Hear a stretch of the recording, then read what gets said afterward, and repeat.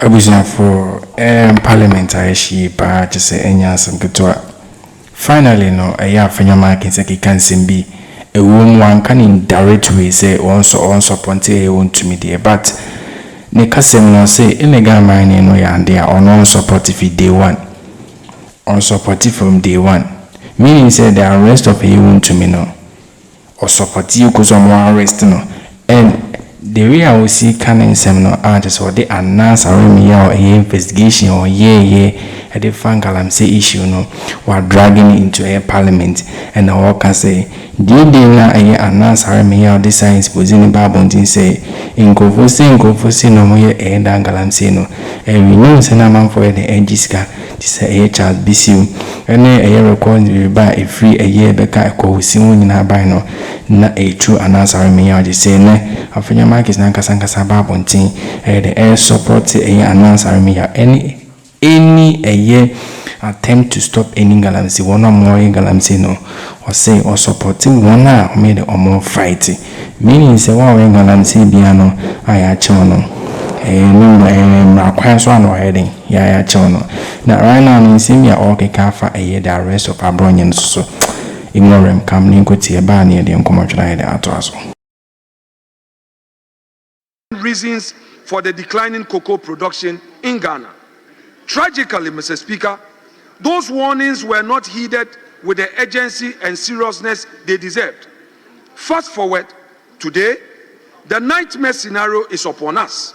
Just last month, new study by Pure Earth and Ghana's own EPA, Environmental Protection Agency, revealed terrifying data about toxin levels in mining communities. In some areas, mercury contamination in the soil is 134 times above safe levels, and arsenic concentration are over 4,000% higher than what the WHO deems safe. These poisonous metals are seeping into the water, into food crops, into the very bodies of our people. Doctors are reporting an uptick in children from mining areas developing kidney disorders and even finding mercury pellets in their x-rays. Children, Mr. Speaker, now require dialysis because of the poisonous fruits of Galamsey. Our nation's future is being sickened and stunted. Mr. Speaker, despite top gold producer, the surge in unregulated small-scale mining has created an underground economy that drains national resources and benefit criminal networks. In just 8 months this year, small-scale gold exports surged to over $6.3 billion, according to the CEO of Ghana Gold Board. However, much of this trade is believed to be illicit. The state loses billions in revenue while communities suffer environmental devastation. The minority stands with all Ghanaians, calling for decisive action. We welcome the advocacy from civil society and religious leaders, and we support real solutions from tougher laws to sustainable alternatives. Mr. Speaker, we must also admit that the situation has worsened since this government came into office. At the 2025 May Day celebrations, organized labor, speaking through its General Secretary General, confronted this matter with deep disappointment that the Galamsey menace has worsened under the watch of this government, barely 5 months into its administration. TUC's position was again echoed by the acting Chief Justice, Justice Paul Bafuboni, at the GBA conference in Wa, where he also described the crisis as worsening. Mr. Speaker, when labor and the judiciary raise their voices together, we must listen because these are not partisan voices. Mr. Speaker, the time to act is now. If we fail to protect our rivers, land and communities, we risk failing an entire generation. Mr. Speaker, during the recess, a foreign policy development came to light regarding an agreement between the government of Ghana State to accept some deportees. Mr. Speaker, the agreement of such magnitude, in our view, and we respectfully submit, should be subject to the parliamentary scrutiny under Article 75 of the 1992 Constitution. We therefore demand that this arrangement be brought before Parliament for ratification. Ghana's foreign policy must never be conducted in secrecy, nor should we compromise our sovereignty for expediency. We urge the government to always place Ghana's dignity first and ensure that any international agreement escalated into a full-blown national crisis is the menace of illegal mining, popularly known as Galamsey. The devastation caused by Galamsey to our environment, water bodies, and public health cannot be overstated. Even as we convene today, Mr. Speaker, our rivers run brown with pollution. Vast tracts of once fertile land lies carried and toxic, and many of our citizens in mining communities only grown worse. Time for mere talk is over. We need decisive, visionary action now to save our country's future from disaster. Not long ago, we were warned. One such early warning came in 2010 when investigative journalist Anas Arimayew Anas released a documentary exposing the dark underbelly of Galamsey.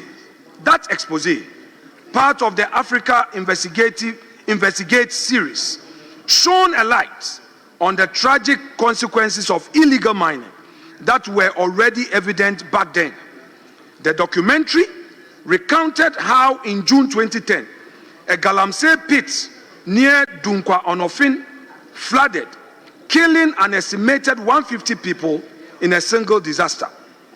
It showed the rampant corruption and complicity that allowed Galamsey to flourish, including officials meant to enforce the law taking bribes to look the other way. It highlighted the environmental havoc being unleashed, rivers poisoned with mercury, cyanide and other toxins, local communities suffering flooding and pollution, fishermen and farmers losing their livelihood. Anas's work in 2010 was an early warning alert for our nation. Then again in 2015, Finance Minister Honorable Setekpe again brought this up at the Finance Committee hearing in Parliament when discussing reasons for the declining cocoa production in Ghana. Tragically, Mr. Speaker, those warnings were not heeded with the urgency and seriousness they deserved. Fast forward, today, the nightmare scenario is upon us. Just last month, new study by Pure Earth and Ghana's own EPA, Environmental Protection Agency, revealed terrifying process without cause and in clear violation of constitutional and statutory provisions. These are politically motivated acts that undermine professionalism, weaken state institutions, and erode public confidence in governance. The recent labor unrest whilst we were on break shows a clear public discontent. Over 200 junior doctors have worked for 10 months without pay, and more than 800 remain unposted. Newly trained teachers and nurses have also gone months without salaries. These are the stories of hardship people face. A government that fails to pay its frontline workers cannot claim to care for its people. Mr. Speaker, it must be emphasized that the NPP government, whilst in office, initiated the 1D1F. This was conceived as a vehicle to drive industrial growth and create sustainable jobs through private sector participation. However, government actions in recent months show a clear lack of commitment to that vision. Instead of providing real support to existing private sector jobs and easing the cost of doing business, bureaucracies are being created, frustrating investors and entrepreneurs. This stifles innovation, discourages productivity, and risks choking the public sector with inefficiencies that private sector was meant to relieve. But, Mr. Speaker, no economy can grow when private sector initiative is replaced with political control. The time has come for government to walk the talk of ensuring that the private sector becomes the real engine of growth. Enough of the rhetorics. The 24-hour economy must not be an empty talk. It must provide a hope for many youths who expect jobs. Mr. Speaker, on the governance front, governance is about upholding freedom, justice, and the rule of law. The frequent arrests of opposition figures, journalists, and ordinary citizens on flimsy and politically motivated charges exemplify a pattern of harassment intended to silence dissent. They paint a troubling picture of a shrinking civic space in our democracy. Even more disturbing, young Ghanaians expressing frustration on social media have been targeted, questioned, and in some cases detained. The question we ask as a minority is this the reset we were promised, or an era of regression into intolerance? Mr. Speaker, the case of David Afenyo, a young man known on social media as Akroma #2, highlights the disturbing double standards in how justice is applied. After a live stream on social media, he was swiftly arrested, prosecuted, and sentenced to 7 months in prison. Much as the law must be applied, we must ask, is the state equally swift when government-affiliated individuals commit similar or worse infractions? Not long before this incident, during the Akwetia by-election, the NDC National Vice Chairman, Sofo Azoka, openly declared that there will be by-election in my constituency. That was a threat, plain and simple. Unlike in the case of Kwame Nkrumah II, the police have not taken action.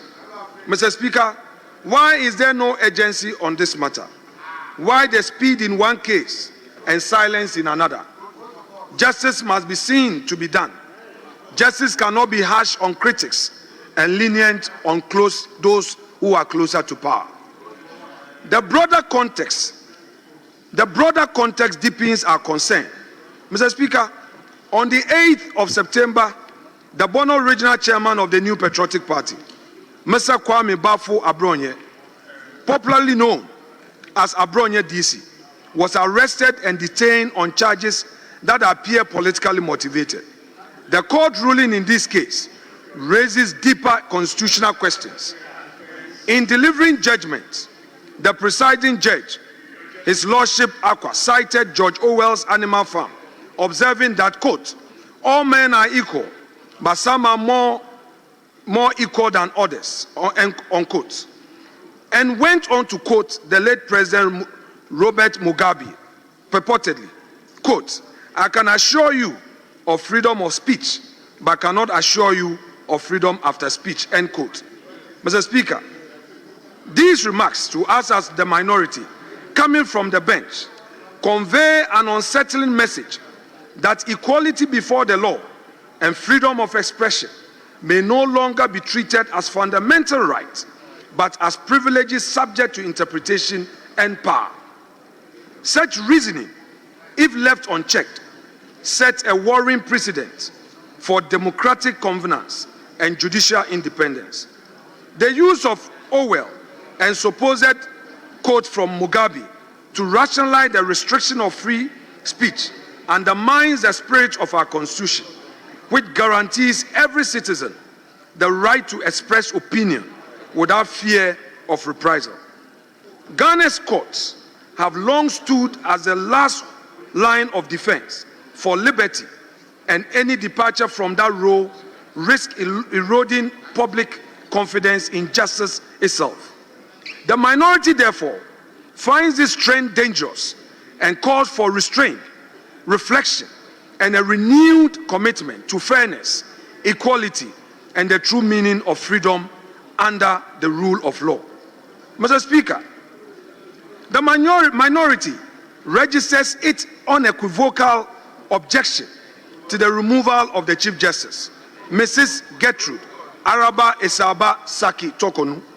We believe the process lacked transparency, violated constitutional principles, and set a dangerous precedent for judicial interference. 3 separate petitions were referred to the Puaman Committee. The committee only had 1 petition then adjourned proceedings for continuation on the 15th of September. Yet, without notice to any party in the matter, the committee suddenly submitted a report on the 1st of September, and within 2 hours, an announcement was made of a removal. Was that adjournment a deception, Mr. Speaker? Even more troubling was a warrant of the suspension. It claimed to have made a prima facie determination, but to date, no one has seen such document, and this raises serious constitutional questions. The so-called Puaman report remains a secret document. We, the minority, shall not relent on our demand for a copy and a full disclosure of this report. Mr. Speaker, this matter goes beyond one individual. If this false and irregular process succeeds, it endangers every independent constitutional body. The Auditor General, the Electoral Commission, the National Commission for Civic Education, and even the Public Services Commission, next under the same Article 146 procedure, that he or she remain a justice of the Supreme Court. This will destroy the safeguards of accountability and erase the principle of probity from our governance. If judicial independence can be manipulated in this manner, we should not expect free or credible elections in future. Mr. Speaker, the judiciary is the last line of defense for our democracy, and any act for Inyako T in Semona a Afenyo marking say car just in a nyasam kutua. Concern about I and not me always suppose the Barbontin or can say, sir, I suppose in a Barbontin or say taking it serious because the friends here, sir, I suppose in a Barbontin who say, Ghana, I say, yeah, like at the wrong move, and that is supposing a Barbontino, a more before. That is supposing a Barbontin, a more before. Charles Bison NDC, only NDC, or NPP, one and a bribe. Galamsey on the Cosunano, no bribe. Any that is supposing an answer the Barbontino, and this and some of your markings are Barbontin cano, a neighbor semi pan. And so to not drag another meal, at the parliament, and they can in some day. That means he doesn't support any illegal mining concern about hope. So NPP so in this new supporting that illegal mining, and any atibia nipa will be bait my area stopping Galamsey and as illegal mining or supported that nipa kono. Me say or supporting a John Dramani mama. The effort now and they are fighting that Galamsey or support it. Now, I say during the normal time, no, or more tries or made them a fight it, Galamsey, no, and Ghana say, how can see a pie per se, then ye feel, then so I cover the intimate of that case, and we know. And now, lines is how do I de my mamma for much Galamsey, no, na anyasam get up by any, Kesi.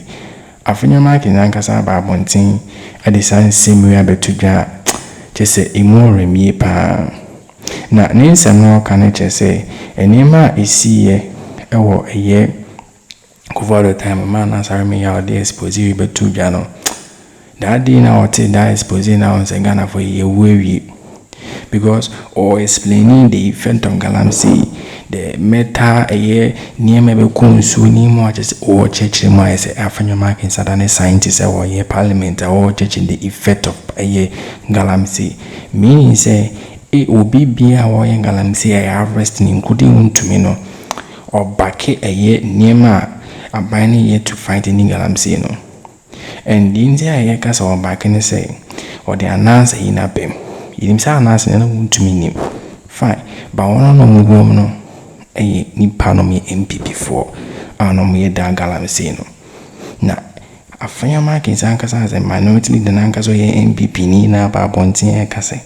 That dinner at I exposing a Barbontin is a wound and Ghana for a worry dear. Meaning say any illegal mining occurs during NPP time no. He doesn't support it. Indirect to no de casa or parliament no. Then one for arguing and as one for any out of former who your patch. We now also changing and no case. I ain't Galamsey I wessing during a mama time. That's what the car I expose NPP for a is open or chasing. no na they say no parliament I she pa say near my Afenyo marking said all cano concern about a brony arrest no or seeing a unfair cry. No, Jim Nintia, a brony this year arresting on the courts, the Babontino, a quack some ya no judging gophobia or made innocent. As I can social media influencer being just also the Kasama NPP phone so a chin so you can't see me brown as you say. Now all transobeying will be different angle from about Alpha. Now we know Kasa about a year 1 year my office after NDC for wedding in ya pawano and so Casafa cry Nano seminar so we know Kase NDC vice chairman be they know Mquaquity Senche ebe by election a year Afenyo marking say a constant a footnote. Now says I say no tia who is a threat to one Casemunti be a buying the any being found because all your more Case nipa. There may be no cause of parliament a bit much under the comments a bit so I share more down for Sunny Biashi. I have found the Akroma.